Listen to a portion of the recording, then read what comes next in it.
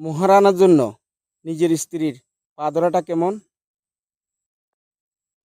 শুনুন, আমি একটা বিয়েতে গেছিলাম। যাইবার পরে তারা বিয়ের প্রস্তুতি মোটামুটি মহারানা কথা উঠল। কেউ বলে 1,01,000 টাকা, কেউ বলে 50,000 টাকা। আমি বললাম, এটা কি?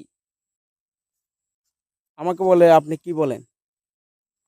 আমি যদি বলি, যদি 50,001 টাকা 1,01,000 টাকা দিতে না পারে মহারানা, তখন 1 টাকা দিই আর 1,00,000 টাকা, 1 টাকা দিই না 50,000 টাকা মাফ করে দিবার জন্য আন্তরিক রাত্রে স্ত্রী পা ধরবো না ক্ষমা চাইবো? এসব কাজ করেন না।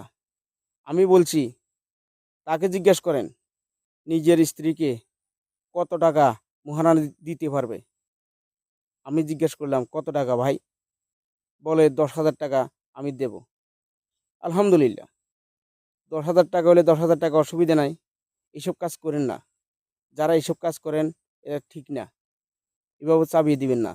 যে বিয়ে করতে যাবে, যে সারা জীবনের সাথী করবে, তাকে জিজ্ঞেস করবেন। আমার কথাগুলো যদি ভালো লাগে শেয়ার করুন। আর কেমন লাগলো, আমার কথাগুলো সঠিক না বেঠিক, কমেন্ট করুন। ধন্যবাদ।